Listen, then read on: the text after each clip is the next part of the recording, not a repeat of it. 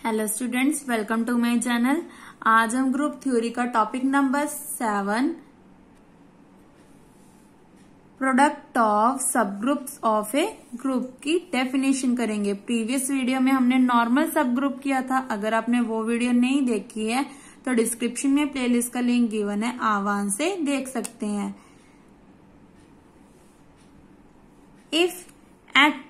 If A and B are two non-empty subsets और subgroups, अब हमें क्या गिवन है, A and B हमारे क्या है, नॉन एम्प्टी सबसेट्स हैं of a group. G, star ये हमारी क्या है, बाइनरी कंपोजिशन है। Then A star B is defined to be the set. कैसे डिफाइन किया है, A star B where A belongs to capital A, B belongs to capital B।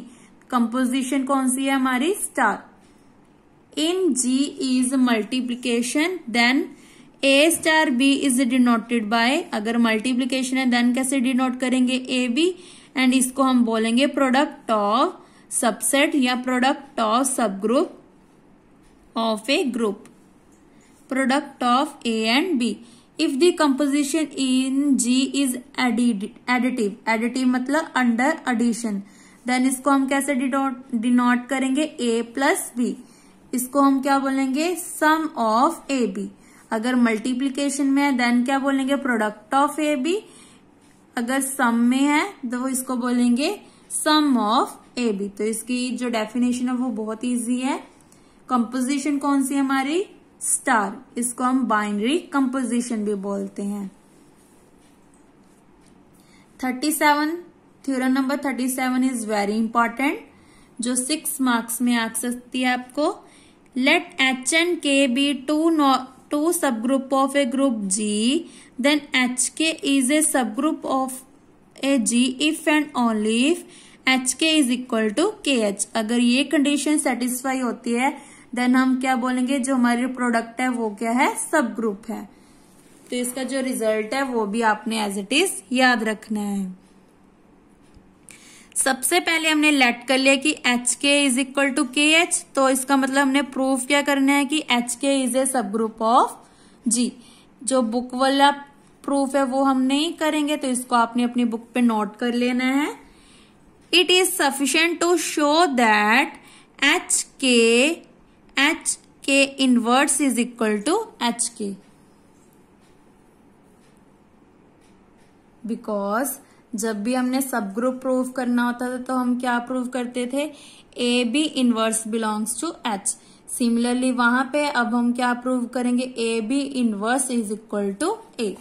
सो यहाँ पे क्या आ जाएगा, ए की जगह हमने क्या लिखा है, एच के, और बी की जगह H K inverse belongs to this या इक्वल टू एच के। तो इसमें हम क्या करेंगे, पहले तो हमने लेफ्ट हैंड साइड कंसीडर कर ली, एच के इनवर्स। इसका इनवर्स क्या होता है, के inverse H inverse. Next step में क्या किया, अब हमारा जो ग्रुप है वो क्या है, सॉरी जो हमारे दो एलिमेंट्स है वो क्या है, सब ग्रुप है। सब ग्रुप मतलब ग्रुप है, ग्रुप मतलब जो एसोसिएटिव प्रॉपर्टी है वो हमारी होल्ड करती है, जो हमारी सेकंड प्रॉपर्टी थी। तभी हमने इसके जो ब्रैकेट्स हैं वो चेंज की हैं। ये कब पॉसिबल है, जब हमारा ग्रुप क्या है, जी क्या है हमारा ग्रुप। देन के इनवर्स इज आइडेंटिटी, तो हमारे पास क्या बच गया, एच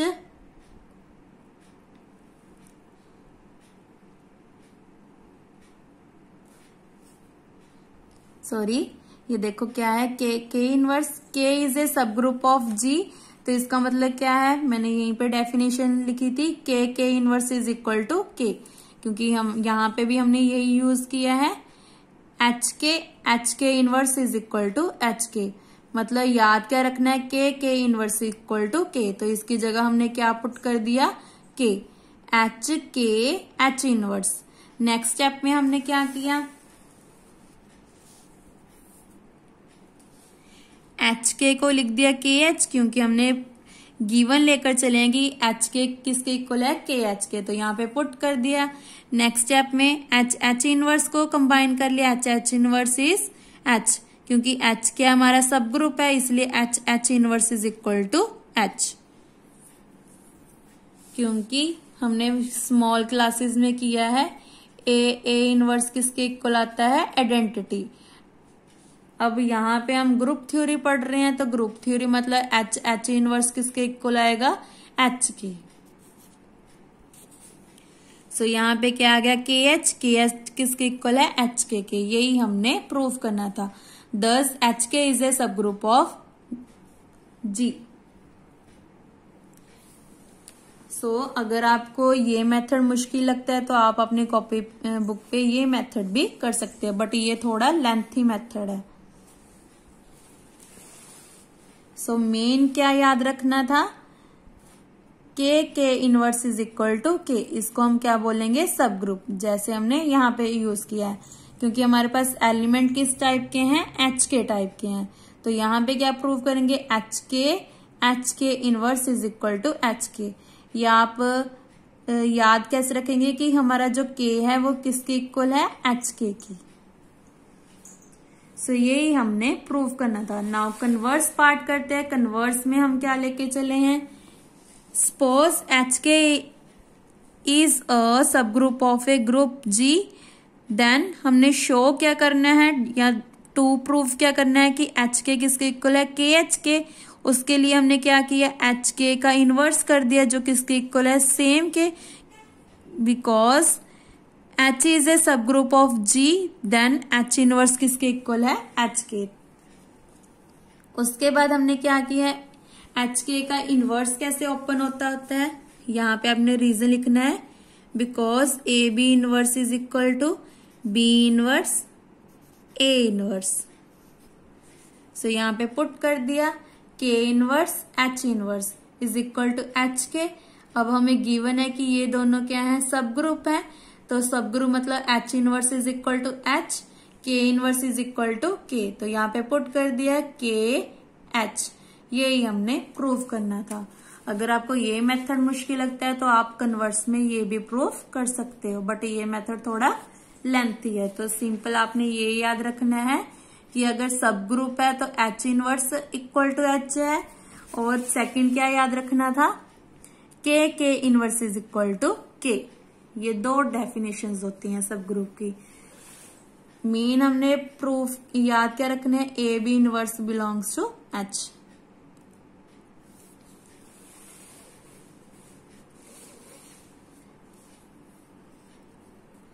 नेक्स्ट क्या है, corollaries. If G is an abelian group, H and K are subgroup of G, then H K क्या होंगे, also subgroup होंगे, क्योंकि अगर ये दोनों सबग्रुप है तो इसकी जो प्रोडक्ट है वो भी सबग्रुप होगी। सिमिलरली अगर ये नॉर्मल है तो ये दोनों क्या होंगे, H K की जो प्रोडक्ट है वो ओनली सबग्रुप होगी। If H and K are subgroup of G such that either H और K is normal in G, मतलब यहाँ तो H नॉर्मल होगा या K नॉर्मल होगा, दोनों नॉर्मल नहीं होंगे। अगर दोनों नॉर्मल होते तब इसको हम बोल सकते थे कि ये प्रोडक्ट क्या है, हमारी नॉर्मल सब ग्रुप। बट इन दोनों में एक नॉर्मल है, इसलिए इन दोनों की जो प्रोडक्ट है उसको हम सब ग्रुप ही बोलेंगे। जो इसकी क्रोलरी है आपको इसके साथ थ्योरम के साथ आ सकती है, तो ये इंपॉर्टेंट है।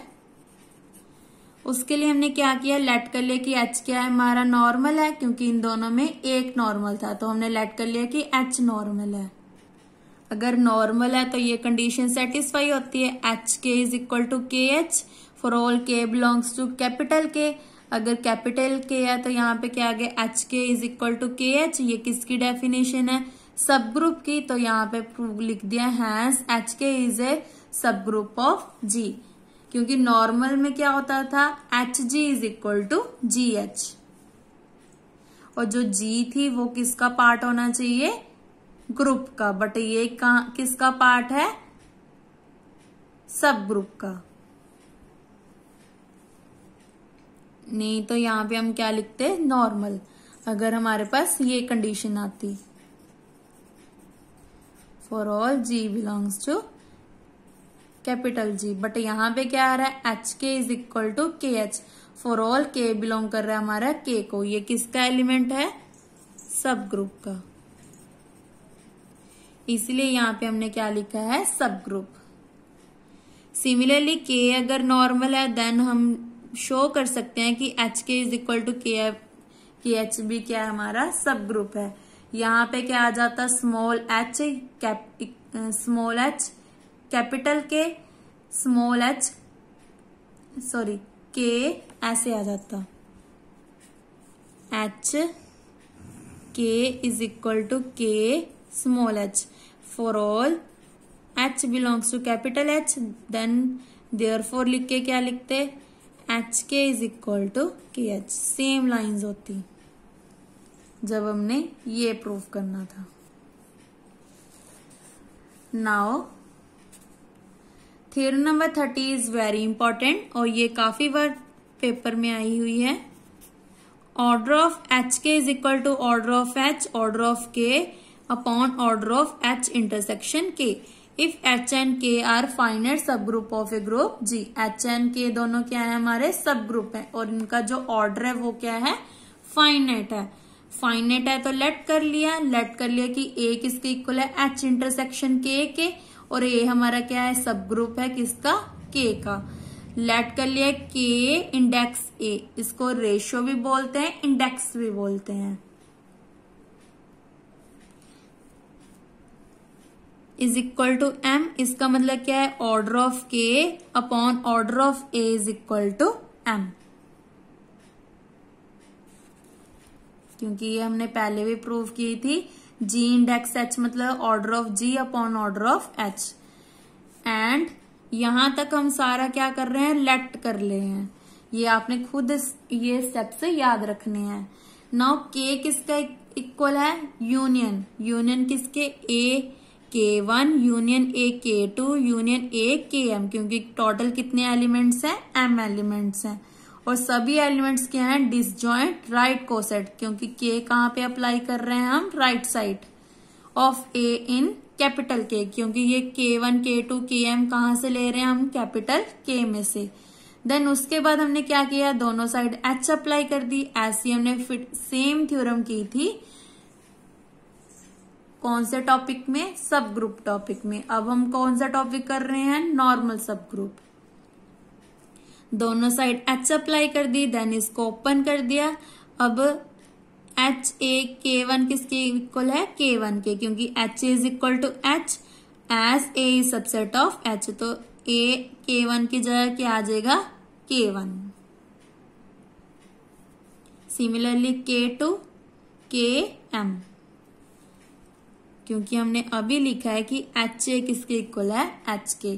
सो यहाँ पे क्या आ गया? एच ए की जगह एच, सिमिलरली इसकी जगह भी और इसके जगह के एम हमारा एज इट इज आ गया। ये सारे क्या हैं? डिस्टिंक्ट, क्योंकि हम लेके चलेंगे सारे क्या हैं? डिसजॉइंट, मतलब कुछ भी कॉमन नहीं है।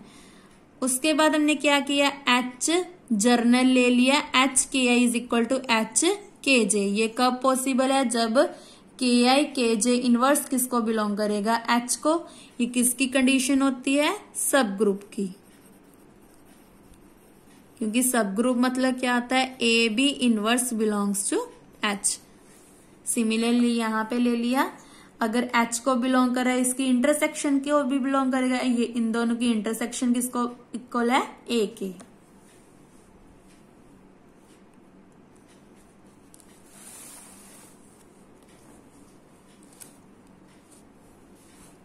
देन यहाँ पे फिर से थ्योरम अप्लाई कर दिए। अगर H is equal to H B है देन इसको हम लिख सकते हैं if and only if A B inverse belongs to H. अब हमारे पास के आया है, क्या रिजल्ट आया है? के आई के जे इनवर्स बिलोंग्स टू एच। तो हम क्या लिख सकते हैं?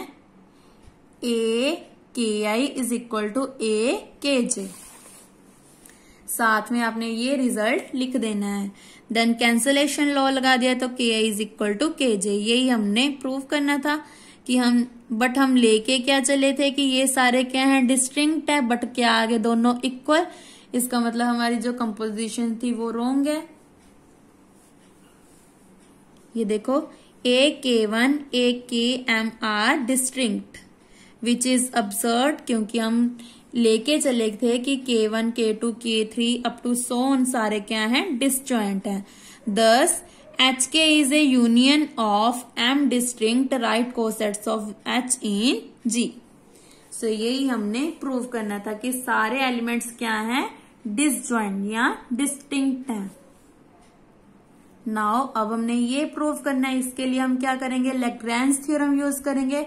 लैग्रेंज थ्योरम क्या थी कि वो सब ग्रुप किसको डिवाइड कर रहा था, ग्रुप को डिवाइड कर रहा था। मतलब order of K upon order of नहीं, ये देखो, इफ H इज ए सब group of a finite group G then order of G divides order of H।